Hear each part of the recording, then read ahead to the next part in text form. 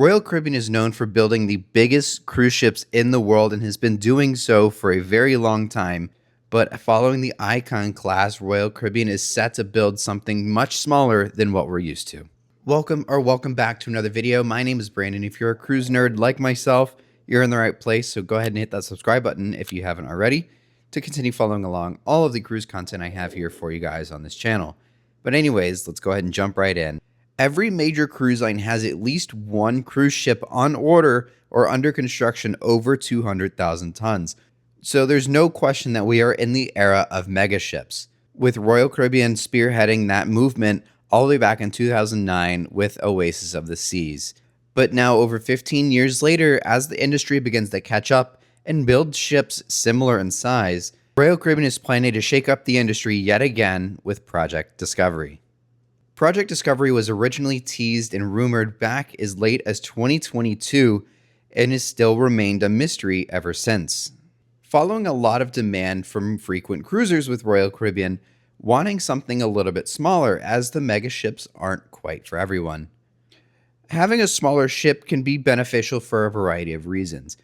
With the Icon and Oasis class, one of the biggest downfalls of those ships is the fact that they can't get into a lot of smaller ports, which is why we see ships like Icon and Star going pretty much to Cozumel or over to St. Thomas and St. Martin pretty much every week.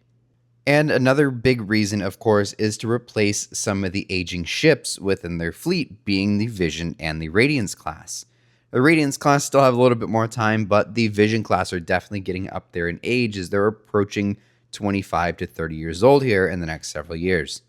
But if cruisers are looking for a smaller ship, why don't they just leave the smaller ships in the fleet instead of selling them off to the secondary cruise lines?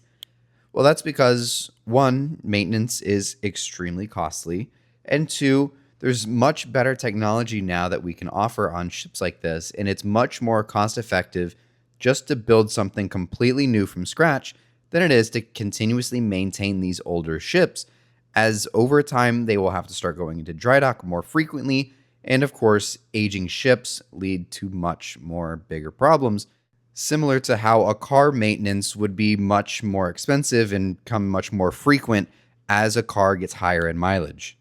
But not only can we cut down the maintenance costs, we can also cut down costs with fuel efficiency, and they will be better for the environment and be more green with newer fuel types like liquefied natural gas that we see on a lot of Royal Caribbean's new ships.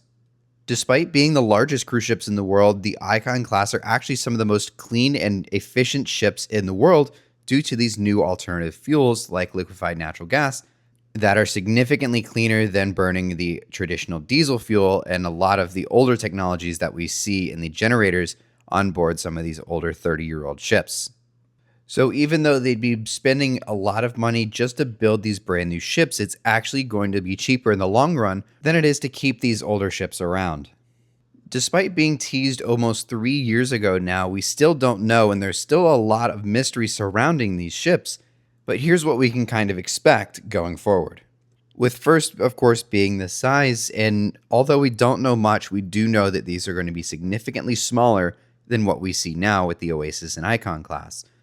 Even though these are set to replace the Vision and Radiance class ships, that doesn't mean they're going to be the same size. So we're not going to be seeing anything within the 70 to 80,000 ton range like those classes, although that is a possibility.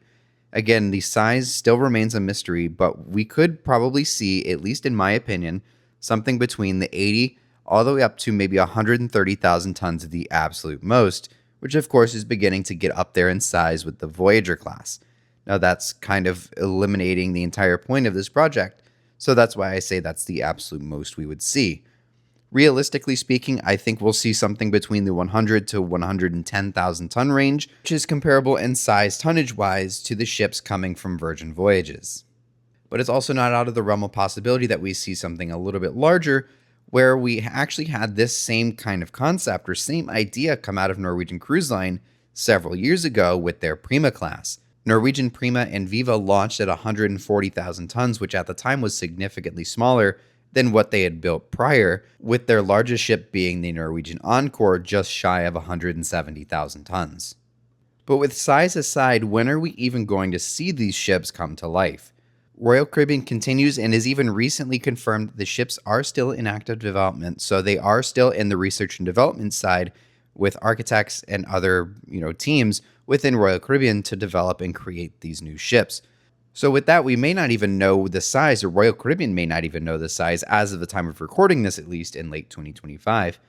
We still don't have any official orders for the ship, and we may be a while from that, or we could even be close. They may finally have everything together and ready to place this order soon, because we actually just recently got a big agreement, and something that is unprecedented for the industry is that Royal Caribbean has partnered up with Meyer Turku, who are the builders of the Icon and Star of the Seas.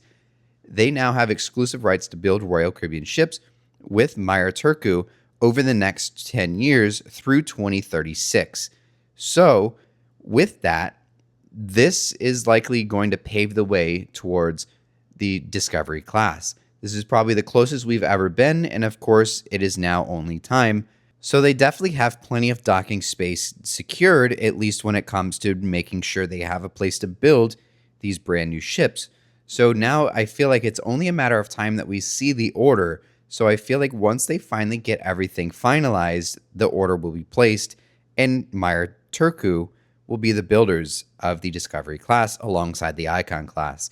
But even with that in mind, we likely won't even see these ships come to life until the early to mid 2030s, just because of how much time and effort goes into building these ships.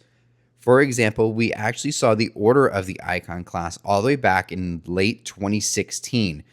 Actually, one of my very first ever cruise news videos was about the order of Icon back in 2016. But with that, we never saw Icon truly come to life and make her maiden voyage until 8 years later in 2024.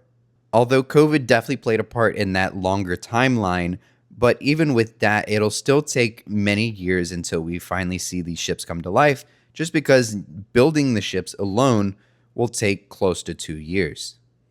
But the ship itself isn't going to be the destination like we see with the Oasis and Icon class.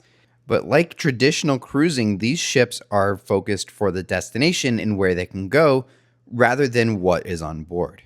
Now, that doesn't mean that we're not going to see things like a water park, at least at a smaller scale, or things like smaller venues or more popular venues that we find on board Oasis and Icon, but they will definitely be toned down. And again, the focus will be on the destination more than it is the ship. So as you can kind of tell, it's a very interesting line to walk here with Royal Caribbean as they're trying to find that perfect balance between destination and ship experience on board without being too much of one or the other. And with the destination in mind, where can we expect these ships to be home ported? Well, these ships are definitely not going to be on your average 7-day Caribbean itinerary from Miami like we would expect from the Icon, because again, that is not what these ships are being built for. One of the initial growing pains of Norwegian Prima and Viva was them being on your average 7-day Western or Eastern Caribbean itinerary with, 3 to 4 sea days, and then, of course, the smaller ships, smaller venues.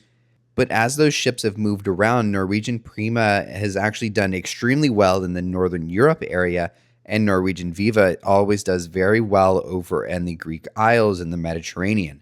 So those ships, again, were originally built for the destination and exotic itineraries, and that's exactly what they're finding their stride in, is those exotic itineraries rather than your typical 7-day Eastern Caribbean cruise.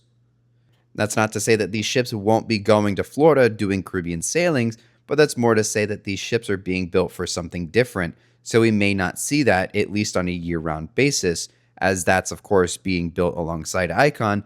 That is what Icon's purpose is for these 7-day itineraries, whereas these are probably going to be more longer-based ships. Even with the Port of Tampa, there is growing hopes that the Port of Tampa could see one of these ships, and of course, the size is going to be a major factor into that. But even with that in the realm of possibility, these ships are going to be better off doing longer itineraries if they were to go from Tampa, for example, than if they were to do just your typical 4 and 5 night that we typically see on the Vision class ships out of there. Now, I'm not saying that they will or will not go to Tampa or send one of these ships there. That's more of just me responding to growing hopes within the community, as of course, Tampa is very limited because of the size and the bridge that is on the outside of the channel there. So they don't get very many big ships, let alone new ships. So there's a lot of growing hope with a smaller ship class that Tampa may get something. But I wouldn't be too confident on that until we start seeing the sizes of these ships. So, with all that being said, these ships are definitely going to be built and much better off doing exotic itineraries like Northern Europe, Mediterranean, Greek Isles, and even maybe all the way over into Asia at some point. And of course, the most likely scenario is, of course, going to be those smaller ports within the Southern Caribbean and within the Caribbean that we don't see ships go to very often, if ever.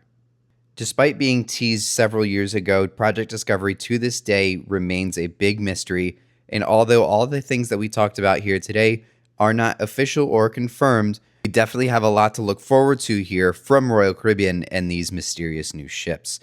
Let me know what your thoughts are down in the comments, and what are you looking forward to, or what are your hopes for with Project Discovery? Is there something in particular, a certain feature, a certain size? What are you looking forward to most when it comes to hearing about official details from Project Discovery? I do think, at least in my opinion, now that we have this new agreement with Meyer Turku, I think we may finally see the ship order, hopefully next year, or at least some sort of new development and details next year in 2026. Thank you all so much for watching. My name is Brandon. If you liked today's video, be sure to leave a like. It lets YouTube know that you enjoyed the video and recommend it to more people. And if you're a ship nerd like myself and you haven't already, be sure to hit that subscribe button to follow along all of the fun cruise content that I have here on this channel. And with that, thank you for watching, and we'll see you next time.